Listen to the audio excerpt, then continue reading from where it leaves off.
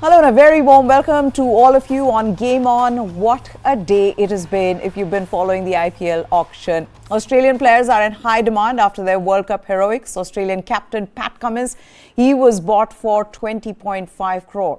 He became the most expensive player in the history of the IPL, only to be pipped by his mate Mitchell Starc, who shattered Cummins' record by being sold for 24.75 crore to Kolkata Knight Riders. Wow. Over the next 45 minutes or so, we will try to decipher who got this auction right and who was a bit out of form. Abhishek Kumar is here with me to help me with the math of it all and whether the teams have got this auction right and which are the teams that will be very happy by the end of this auction. We're going to talk to him.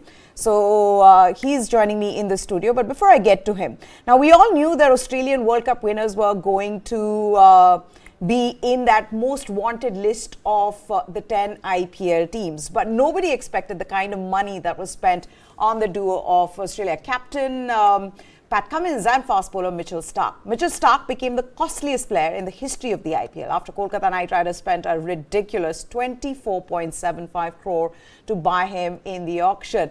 Kolkata Knight Riders scored the winning bid after outlasting Gujarat Titans.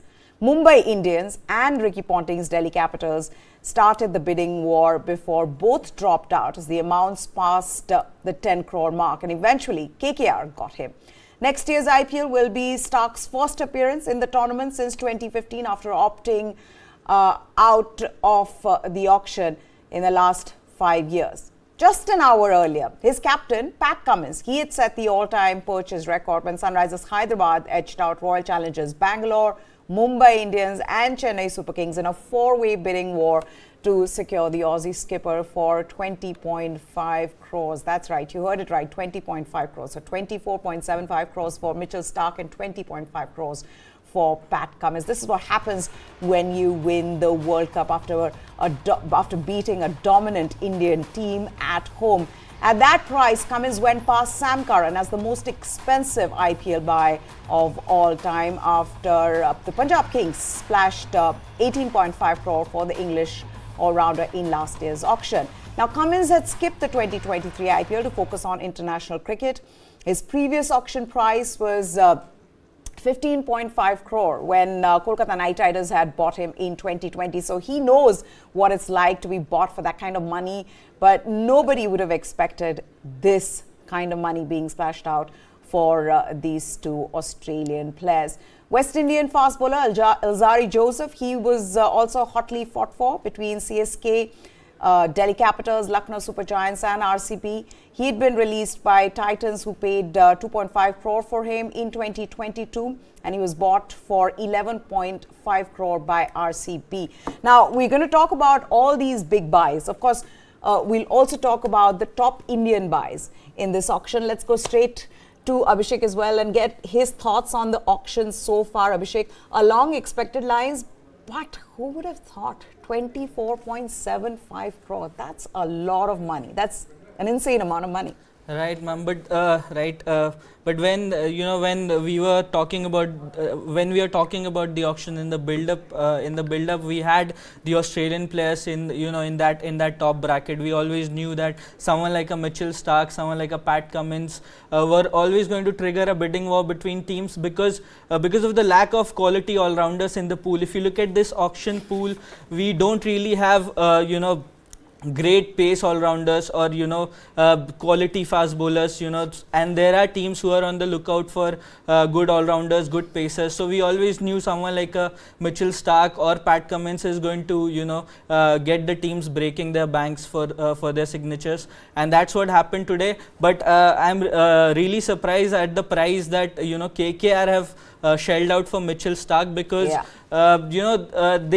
they went into this auction with less than 30 crores and they have gone somewhat above 30 crores and they have gone there and spent almost 90% of their purse on Mitchell Starc, who would now have to come in and spearhead their pace attack because if you talk about Starc, he is also someone who has had his struggles with injuries in the past. He's someone you don't really know with whether he'll be available for the entire season or not.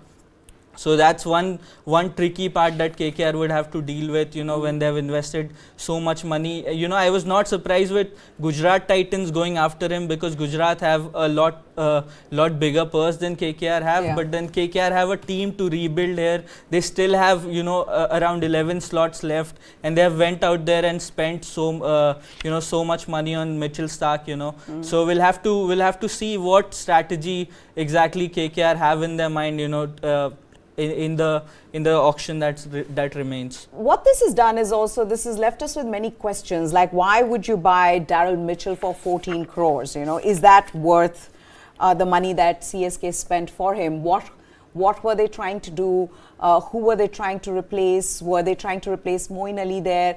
So all those conversations we will have here, and there, take a look at that. 1 crore was his base price, and he was sold for 14 crores by Chennai Super Kings. And, you know, there was this bidding war. There was Delhi Capitals who bid for him. Punjab Kings came in. Then Delhi went out at around 11 crores. Then suddenly Chennai Super Kings at 12 crore decided to come in and bid for him. And he was eventually sold for 14 crores to Chennai Super Kings.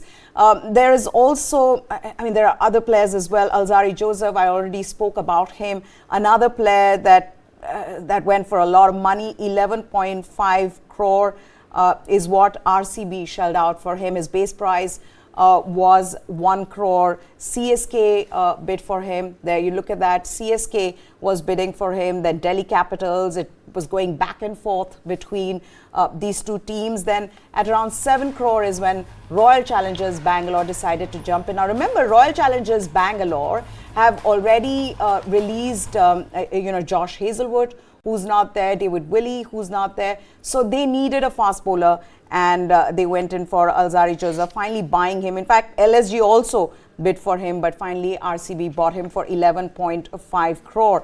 We're going to talk about the Indian buys as well, but let's also introduce another guest here on the show, Chandrasekhar Luthra. He's joining us here on our show, and a senior sports journalist, someone who's seen many of these IPL auctions. But I can tell you one thing, just like all of us, I'm sure he was also absolutely gobsmacked by the kind of money that was being shelled out for the Aussie players like Mitchell Starc and Pat Cummins. Is it worth it? Is that price tag justified? What do you think, sir? Not at all. 24.75 crore. Not at all. Seriously, you know, you are not going to play IPL in some foreign pitches. You know, it's not going to be happening in Aussie pitches where you need that kind of, you know, bounce and all. We all know what happens on Indian pitches, and whether it's Starc or Cummins or anybody else. Obviously, they are world-class bowlers, but when you are playing them at Firozshah Kotla or, you know, Chennai stadiums, I think it's not going to make that much of difference. It can make a difference, but it cannot be that much of difference where you can put in your 90%. Abhishek was telling me this is obscene kind of money, you know, for Starc. Cummins, I again understand. Cummins has a lot to offer in batting, you know, as a captain, as a also, you know, as a thinker in the team. But for Starc, I think again injury. What Abhishek was talking about, he has injury problems. He has also problems with his batting. He's not one of the best fielders in the world. And again, putting that 24 crores out of 30 crores, this is obscene, I would say. Yeah. Okay, now Pat Cummins has been bought by Sunrisers Hyderabad. When you look at Sunrisers Hyderabad, the team, let's put the team of retained players, and I'll tell you the number of foreign players they already have, players who form the core of that team. Now I'm wondering where Sunrisers Hyderabad is going to fit in a Travis Head. If they do fit in Travis Head and Pat Cummins there, then who sits out? That's going to be a big problem for them, because and I'm also wondering about who will be the captain of Sunrisers Hyderabad. By buying Pat Cummins for 20.5 crore, does that mean now that they will look at Pat Cummins as their captain? Aiden Markram was their captain last year. Is that something that they'll be looking to do? And is there even a possibility now that Aiden Markram might have to sit out? Yeah, ma'am, I think Aiden Markram might have to sit out, because if you look at the team's dynamics now, it has completely changed. They have a Vanindu Hasaranga that they would want to fit in somewhere in pitches like Sir talked about in Chennai. When you're playing in Chennai, when you're playing in Delhi, you would want someone like a Hasaranga in your 11 to offer you those 4 overs of mystery spin, and then also come in and be a handy option with the bat in the lower middle order. So if you look at the team, there are too many overseas options at the moment. Yeah. You have Markram, you have Janssen, Janssen, you have Heinrich Klaassen. There's a Glenn Phillips, who I think is now too low in the pecking order, because now you have a Pat Cummins who plays all matches, considering you have bought him for such a huge price, and then you have Klaassen who had a tremendous season last year, so you can't just come in and drop him this time. And you have a Markram who was your captain last season, so it's really going to be difficult for Sunrisers to figure out their playing 11, especially those 4 overseas slots. That's true. I mean, you're wondering that why would you want to spend that kind of money for Pat Cummins? Do you really need him in that squad at the moment? That's one question for Sunrisers Hyderabad. The team that I think would be happy with their buys is Mumbai Indians. They needed a fast bowler, and now they've got 2. And many would call it a steal deal. And I think Sir would agree with me that, to get Gerald Kutsia for 5 crores, Madhushanka, and I kind of had a feeling, I don't know if you also thought the same, that having Mahila Jayawardene there, he would have gone for Madhushanka, and they got him at a good price. Definitely, I think it's a wise choice also. And first of all, I think if you are getting, as I have said, if you're getting Pat Cummins for such a huge price, obviously he's your captain. Yeah. For me, I think there is no doubt in my mind that he's going to be the captain there. Even if they have to put little bit more money, if they get somebody else, to as a premium for their captain. And second, Mumbai has a very wise choice. If you ask me today, who is the best bowler in the world in terms of speed and who is very, very effective on these slow pitches, I would again say Coetzee. He's one of the fastest bowlers. He's one of the most impactful bowlers that we have seen, and also young. Is a good fielder. He has a lot of time to spend there, and I think he's available for the entire year. Whereas I had little bit of doubts about these Australian players. I don't know whether they are available for entire season or not. I have not seen any of their statement in this regard. But yes, if Cummins is there, if they have put so much of money, I believe he's available for the entire season. But yes, wisely done. Yeah. I think Coetzee was the best choice that, according to me, and he has gone to Mumbai. I think that's the best thing. Let's also take a look at Chennai Super Kings and how they have done so far. First of all, having Shardul Thakur in that squad, now that's a good deal for Chennai Super Kings. They'd be happy with getting Shardul Thakur for 4 crores. I'm not sure to get Daryl Mitchell, though he's an absolutely exceptional player, somebody who goes under the radar, but he can give you those quick runs at a good strike rate. He's a good guy to have as a finisher. Look at what he's done against India in the World Cup, and clearly teams have seen that, team owners have seen that, be it in the semi-final or in the group game. So what Daryl Mitchell brings to the table, but 14 crores, I'm not sure. Abhishek, do you agree with him having been bought for 14 crores by CSK? And overall, do you think CSK have actually done well in what they've got? They've got Shardul Thakur, that's a good one, and then Rachin Ravindra, that is a steal. 1.8 crore is what CSK bought Rachin Ravindra for. That's Daryl Mitchell, 14 crores. We've already spoken about him, but look at Rachin Ravindra, base price of just 50 lakhs. And then this was surprising for me, the fact that the others weren't bidding for him as hard as CSK did, and 1.8 crores. Perfect for CSK, and Dhoni can make him a star, as he's done with a lot of players. Yeah, I think CSK have had the best auction so far. If you take my opinion, I think CSK have had the best auction because they've come in with a plan. They knew which players they wanted. They wanted a replacement for Ambati Raidu. Yeah. They've got it in Samir Rijvi, and someone like Rachin Ravindra, who can come in at number 3 and give you that stability in your top order. They wanted a backup for Moeen Ali. They have got it in Daryl Mitchell. They wanted a backup. They wanted a replacement for Ben Stokes, which they've got in Daryl Mitchell once again. Someone who can bowl a decent pace and someone who can give you a great option against spin in the middle order. You have a Shivam Dubey and you have a Daryl Mitchell in the middle order. I think spinners should be very scared of this CSK batting lineup, because you also have a Ravindra Jadeja protecting them in the lower middle order, and at the top you have someone like a Ruturaj Gaikwad who plays spinners and pace equally well. Then you have someone like a Devon Conway who again plays spin very well. So this is a team that is made for pitches like Chennai, and they've come in with a plan and they've executed it perfectly. I think in Shardul Thakur, I think they have got a steal here at rupees 4 crore, because you see, when Shardul was at CSK, he enjoyed some of his best years in the IPL. He was the highest wicket taker for CSK when he left the franchise and joined Delhi Capitals before moving to KKR last season. Yeah. So I think once he comes back again under Dhoni's wing, he'll be doing well against once again for CSK, and CSK will have that backup for Deepak Chahar. In case there is an injury to Deepak Chahar, you have a Shardul Thakur coming in and leading your pace attack. I don't think they could have asked for more. We were just looking at those visuals on the big screen, and I can't help but watch it again and again because of what these guys have achieved.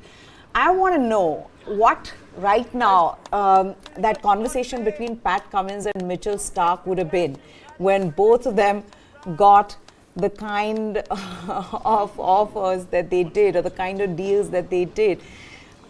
I wish I could have been on that con call. Just to hear what that conversation would have gone like. But to think, Pat Cummins, I mean, this year's been superb to first win the World Test Championship final, then draw the Ashes in the way they did in England, then winning the World Cup in India against the odds in a final with partisan crowds cheering for the opposition, choosing to bowl first. A lot of people were saying that could have backfired at them, but what they've done is incredible, and clearly this auction has also been about performers who've done well in the World Cup. Now, we've spoken about Rachin Ravindra, we've spoken about Chennai Super Kings. Let's also talk a bit about some of the other teams and wonder whether they've got that right, they've got the auction right. I'm going to talk about Rajasthan Royals and Rovman Powell to buy him for 7.4 crore. So what do you think? Do you think that was a good choice for them? Well, Rajasthan always have a history of throwing surprises and keeping the money with them. They are not the team who spends their most of their purse. Yeah. So they are very kind of very careful about selecting players, and also giving a lot of time and lot of putting lot of energy behind the youngsters also. Yeah. They have this thing. But I was bit surprised when team like Chennai gave about how much about for Rizvi, more than 8.4 crores. 8.4 crores for Rizvi. Yes. Immediately my mind went back to that auction long back, about 10 years back, when Pawan Negi was bought for 8 crores, 8 point something crores for Delhi Capitals, Delhi Daredevils then, and he could not produce any of the best innings during that time. Next year, in fact, he came back to 2 crores, and then he was left all of the he's nowhere in the Ranji scene also. So putting that much of money on a newcomer. Again, Rizvi is not some brand, Rizvi has not proved his worth. Rizvi is one, I think, that I have seen, I mean, not I have seen, but I have read a lot about during the Syed Mushtaq Ali when he actually scored, a couple of good scores, at least two hundreds and couple of fifties. But again, he has not proven against any of the international side. Playing in domestic, playing against, teams like Delhi, which is again nowhere, or playing against Madhya Pradesh or all these teams, that is not going to make you star. The star thing will come into play right now, when there will be so much of pressure, so much of, eyeballs will be watching you. I seriously doubt whether he'll be actually be getting chance in the first 11, because knowing Dhoni, obviously you cannot, drop your star players, and this is the best team. The Chennai has always been obviously the aging team. They needed some fresh blood. They have got Sachin Ravindra. I would say a very good pick for whatever money they have got for. But overall, for getting Rizvi into the playing 11 and then in the top orders, it will be very difficult comparing him with Sachin Ravindra. I think as a captain, as somebody who is in, who knows him well, who has played against, a lot of Indian players have played against him. I think he'll be the first choice rather than putting Rizvi there. Yeah, But 8.4 overall, yes. crore is a big amount. Now, for all of you who are wondering who Sameer Rizvi is, uncapped player. This is from Cricinfo. They've given details of him, and they say he's hit the most number of sixes for Kanpur Superstars at the UP T20 League. He also made 2 blistering hundreds that Sir was referring to. Finished with 455 runs in 9 innings in the tournament. So you can see that he's a very good player, but whether he'll be able to handle the pressure of IPL, this is also where you want to spend on more experienced players. So why has Chennai Super Kings gone for him? It's an interesting one. After he scored 455 runs in this UP T20 League, it earned him a trial at 3 franchises, including Punjab Kings, which his state coach Sunil Joshi is a part of. But he had commitments with UP's under-23 squad, and he had to miss those trials. But then even in that under-23s, he smashed 91 of 65 deliveries in a game against Rajasthan. And then he was part of that team that won that tournament. And he hit a match-winning 84 of 50 balls in the final. So clearly, he's got the talent, the skill, also young talent who is in a perfect team right now. If you think about it, to have MS Dhoni as your captain, he has made players out of players who didn't think that they could play in a certain way. MS Dhoni has that magical touch. So right, ma'am. And also, if you look at this way, I mean, IPL is now, 16 years old. Yeah. This is going to be the 17th edition. You can't just rely on experienced players anymore. You have a Ambati Raidu who has retired already. You have Mr. IPL Suresh Raina who has retired already. You have seen so many players who are going to retire in the next couple of seasons as well. You need the young blood to come to the fore now and take over and become the new stars of the future generation. So I think Sameer Rizvi, someone who has not seen him would say, obviously it's they have paid a lot. CSK have gone too far in paying 8.40 crores for him. But if you look at the quality that he comes with, you wanted a replacement for someone like an Ambati Raidu who comes in the middle order, steps out and hits pace. He plays spin so well. He's a basher of spin. Rizvi offers you exactly that. Against spinners, he has a tremendous record.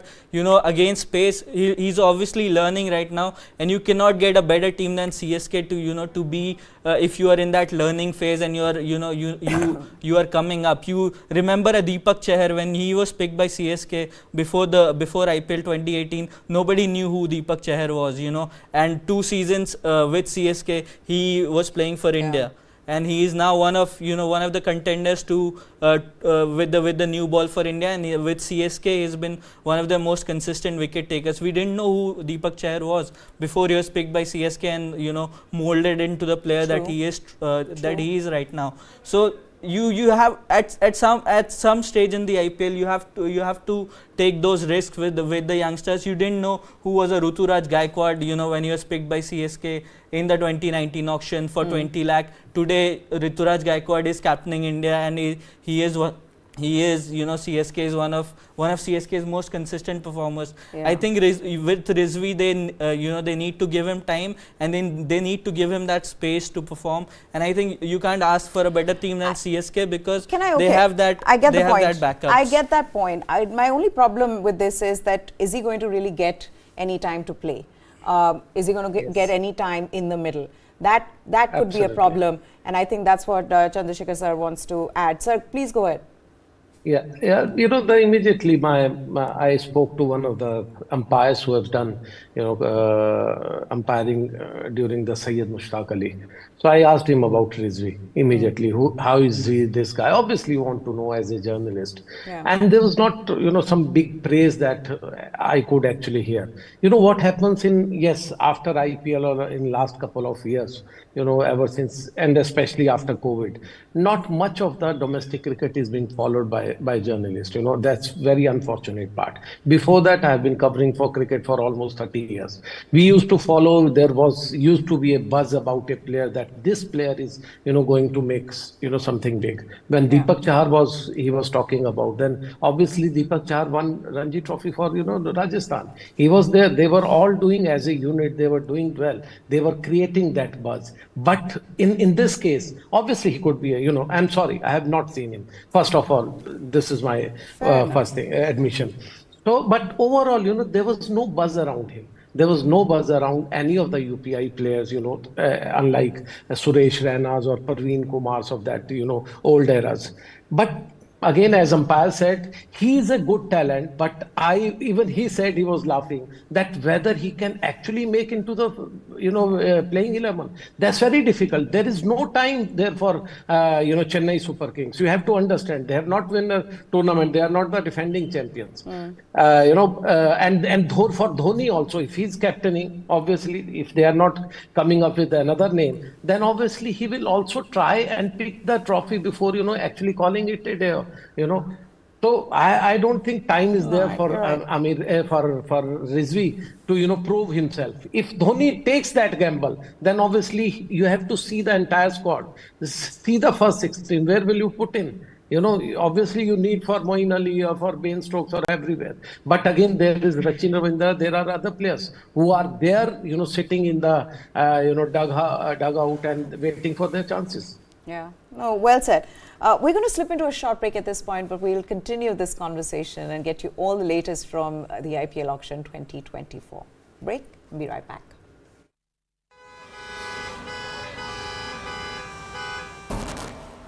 Bangalore traffic is an example of something that has gone wrong with our system. We have more than 50 flyovers in Bangalore city. If flyover is a solution to traffic problem, Bangalore should not have traffic problem. According to TomTom Traffic Index 2022, Bangalore is ranked as the second worst city in the world when it comes to traffic.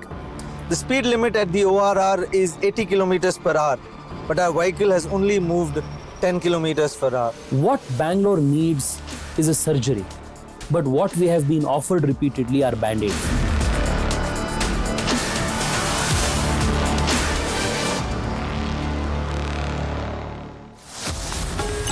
Only on the world's first news OTT. News 9 Plus, ahead of the curve. It was my 14th birthday. On birthday, daughter waits Home missing father. He was carrying a cake for his daughter. 49-year-old Birmingham-based Indian diplomat vanishes. He was grabbed and bundled into a car by 4 assailants. KLA claims responsibility. Demands Kashmiri separatists. Maqbool Bhatt's release. Goli maro, or bang. And within 3 days, they shot him dead. Abducted diplomat. Found murdered in Leicestershire. I said, who ordered to kill him? To me, he said, yes, I ordered it. And he never came home.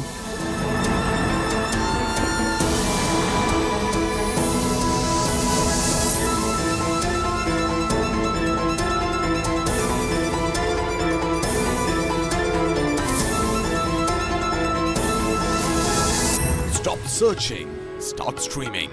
Download the world's first news OTT, News 9 Plus, ahead of the curve.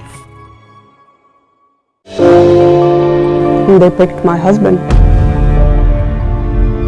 He was tortured there for 2 years. He was enforced disappeared. We had no idea where he is.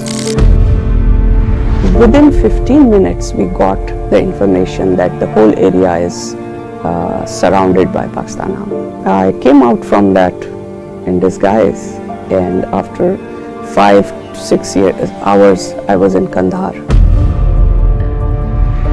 I don't have any message for Pakistan. There is no politician in Pakistan. They are puppets of Pakistan Army. Streaming now. This and more streaming on world's first news OTT, News 9 Plus. Download now.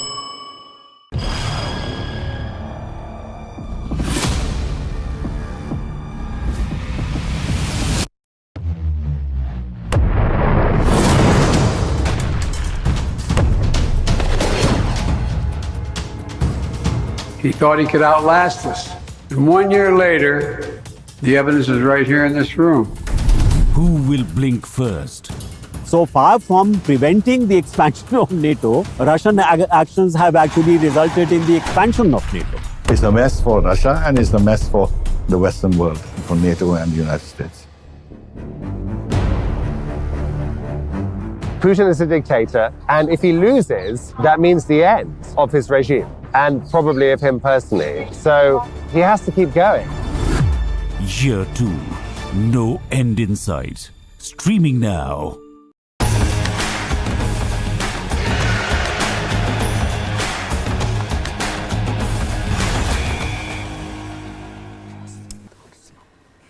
Welcome back to this special on IPL Auction 2024. Now, the most expensive Indian player so far at this auction was fast bowler Harshal Patel. The bidding for him began between Gujarat Titans and Punjab Kings, and then between Punjab and LSG before he was finally sold to Punjab for 11.75 crore.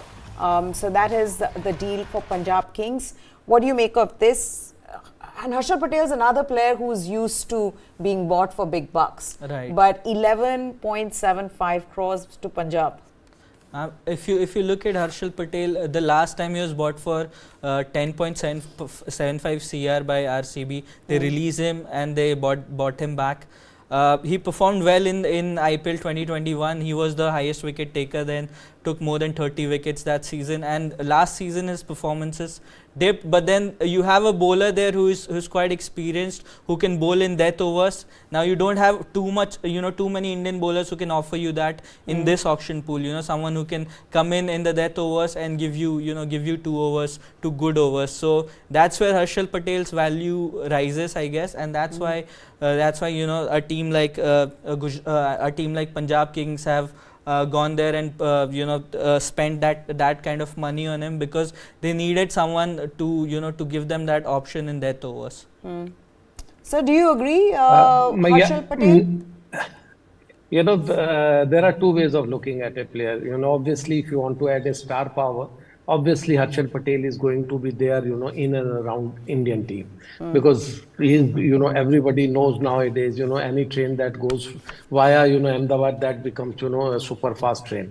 So again, because we all know about Indian cricket. Yes. There is no secrets about this. So Harshal Patel, when he was given so much of chances before the World Cup, before IPL, before T20 World Cup, during that time, if you remember, he was a regular, he had a regular place in the Indian team. But what happened after that? His performances were not as per the mark. There were reports also, as far as I understand. I have spoken to a couple of, during that time when the reports were submitted. He was not rated as one of the finest, players in the Indian side. There was lot to, as far as his performances were there was lot to expect from as a team. And he was not justifying his role, and that's how he was dropped. He was kind of captain in the second string team, and now putting that much of money, I won't say that because Punjab they needed some players, some star power, but again putting that much of money, I don't think that justifies. And he's not a match winner, let me tell you very clearly. He is just like he's not even a great batter, like good batter like Shardul Thakur, and Shardul again, he has also been struggling on Indian wickets. He's a good swing bowler, but Harshal Patel has not justified his role, and I just wish that he has a better season this time. But overall, I think it's a half waste of money. I won't say the entire waste of money. The other big deal has been for Yash Dayal. This is the one that has happened just, I think, 15 to 20 minutes ago, where Royal Challengers Bangalore have bid for him, and they got him for 5 crores. Now, this is the other thing. When you get at this point, timing is so important in these auctions, which is now RCB were at a point where they needed another fast bowler. Remember, they've released 3 fast bowlers. Yeah, there's Josh Hazelwood who's gone, who's been released. There's Wayne Parnell. There is David Willey. And they've just got 1 fast bowler's replacement. And now you're in that situation where you need more fast bowlers. So what do? You go in and you try to buy whoever you can get. Yash Dayal for 5 crores. Yes, he had a fantastic first season, I agree. But since then has been a disappointment. Right, and also we can't look past that Rinku Singh onslaught last season, which decimated Yash Dayal's confidence. I hope he'll be coming back stronger this time around. But obviously, putting that kind of money on a domestic uncapped player, you have to give him a lot of confidence. Especially if you are RCB, you are a team who are looking to win, their first trophy. You haven't won a title since the tournament started. You have had players, who have gone to other teams and have done much better than what they did for you. So putting that kind of confidence and that kind of money on an unproven talent like Yash Dayal would take a lot from RCB's team management. I hope they have a plan for him, and I hope they give him time before dropping him from the playing 11. This is what Mitchell Starc has said after he got to know about the auction. He says, it was a shock, of course. My wife, Alyssa Healy, the cricketer, is with the women's team in India, so she was getting updates quicker than what I was seeing on screen, and I was surprised but thrilled. This is what he said. And then about Cummins versus Starc, the money, he says, our test squad WhatsApp group has been going off to say it's our shout to get dinner next. Something to do ahead of the Boxing Day test, special night for both of us. And it must be incredible for the two of them, in the way that both have been sold for that kind of money.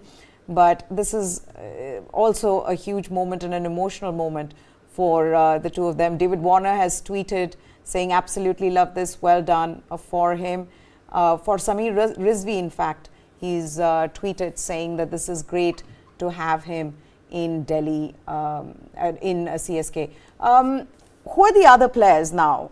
The surprise buys, yes, but also valuable buys. Let's talk about some of the valuable ones. Like Azmatullah Omarzai, I think, is a good deal for Gujarat Titans for just 50 lakhs. Comes with the experience.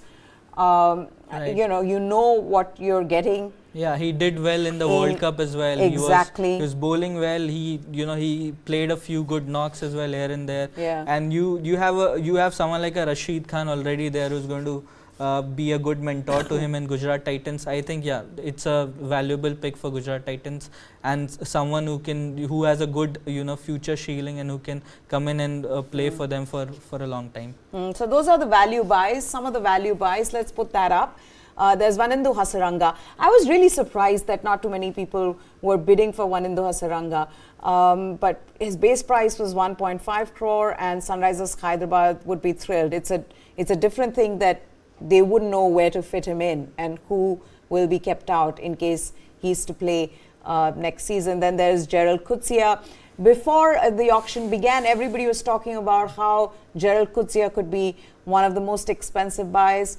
It wasn't to be. He got sold for 5 crores. His base price was 2 crores, which was surprising again, given fast bowlers were in demand and there were a lot of teams that needed foreign fast bowlers as well. So I'm surprised by that. There is Azmatullah Omarzai. We just spoke about him at a base price of 50 lakhs. I think GT would be very thrilled with that. And Rachin Ravindra, we've also spoken about him, where he went for 1.8 crore to Chennai's Super Kings. Any other that you can think of, Shekhar sir, you think that were really good buys? Teams would be thrilled, you know? It's like how you go for, this is the sale season, it's the holiday season, you go shopping and you get that steal deal and you're thrilled by it. When you come back home, it's like, wow, this is what I never expected. Is there any other player you can think of? Well, you know, again, I'm not the one who is very excited about, you know, IPL and all these auctions. Seriously, you know, I know what kind of auctions there, you know. I've seen lot and I've seen lot of idiotic decisions that's being taken by different teams. And obviously the so-called, you know, the scoutmen, you know. But again, when they were bidding for, you know, obviously when we talk about Yash Dole, obviously, you know, getting this bowler for somebody like, you know, to replace Hazelwood, you know, isn't it that idiotic a decision, you know, to drop somebody like, you know, Hazelwood, who would have, you know, otherwise be your best bowler? And if you ask me, who is the best impactful bowler in any of the, you know, white ball cricket? Obviously, he's the one. He's automatic replacement for Glenn McGrath.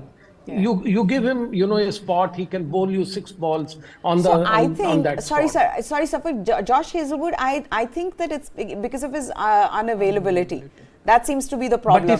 But otherwise, if other players are available, so it's very strange. So here's my thing. Yes, I'll tell you what happened. I had a conversation with Faf du Plessis. He came on the channel. And I asked him about whether he's excited about the auction and getting Cameron Green. And he said, and then I asked him about how they'll go shopping for bowlers.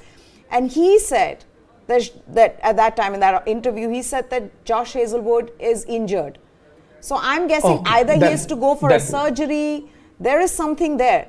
But he was part of the auction, which is again strange. If you are injured, then why are you part of the auction? Was he injured before he was dropped by, you know, when that decision was taken? No, he played that we don't lot know. Of matches after that. You know, but again, if he has played World Cup with injury, it will be very strange. No, they dropped all these players before the World Cup, and he was quite available at that time. But anyway. Yeah. No, you're right. It's a strange one. Josh Hazelwood, no one can quite figure out why he's gone unsold. And, you know, Pat Cummins and Mitchell Starc get the kind of money that they did. So I'm guessing it's because of unavailability, because he is injured. Could be. Okay. The teams that I thought were just caught napping Delhi. Would be Delhi. And which is, again, what seems to be the problem. You have Ricky Ponting sitting there, and yet somehow Delhi cannot seem to get their auction right. You know, if I'm Delhi, you know, Capitals, you know, any manager or anything, I would have gone after, you know, Coetzee. Because naturally you want 2 pace bowlers. If you have 2 pace bowlers at the top, you know, bowling, you know, again on these Indian wickets, which have suited them. You know, whether it's Rabada or Coetzee, we have seen in the past that has suited them. They have done well on these wickets. Then obviously, you know, I don't know why didn't they pick, you know, Coetzee? Why they let him go to Mumbai Indians? You know, at any price, I think that would have been a pick of the season for them. Yeah. And this team, again, struggling all the time, whether they spend less, whether they change entire team. But this team's fortune has not changed over the years. No, you're absolutely right. And then you did see them bidding for players. But it almost seemed like they came with their hands tied, because they, you know, as soon as it would get close to that 1 crore mark or a little over that, and they just back out. I mean, they tried for Mitchell Starc. They tried. I was looking at the players. They tried for Jaydev Unadkat. They tried for Alzari Joseph. They tried for Umesh Yadav, but didn't get anybody except Harry Brooks, at least in the first half. Yeah. First of all, I think they should hire somebody from the KKR who can put 90% of their money just on a lighter note. But you need to go after. You have every time there are auctions, and we speak to all these people who are sitting there on the round table. They always have a plan A and plan B. There is very few times, obviously a player like Starc, if he's being, getting over 12 or 13, then obviously you stop chasing them unless and until you have a purse like that. But overall, you always chase a player because you understand, I have this place at the top of the, batting order, or this place, to bowl somebody with, Shami or, alongside, some other top bowler. You have a plan, but daily, all the time, whether it's under Virendra Sehwag or then any other captain, they have absolutely no plan. Their plan is to have no plan. They pick players. Okay, we're completely out of time, so I'm going to wrap this up. But thank you so much, Chandrasekhar Luthra, Abhishek Kumar, for putting this all in perspective for us. That's it on this special. Hope you liked it. Hope you enjoyed what we brought to you. For now, we have to say goodbye.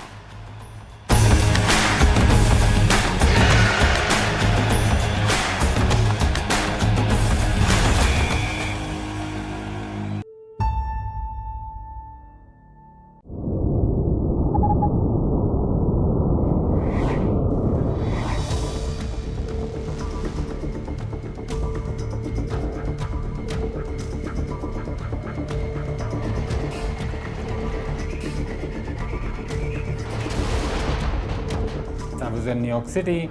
I teach at Pace University, and I was sitting in my office and I was working, and I got a call from one of my nephews, Naftali, who had connections with Princeton. And it seems that the Chabad, the emissaries, had been searching around to try and find somebody who could speak Indian languages. So that's how it started.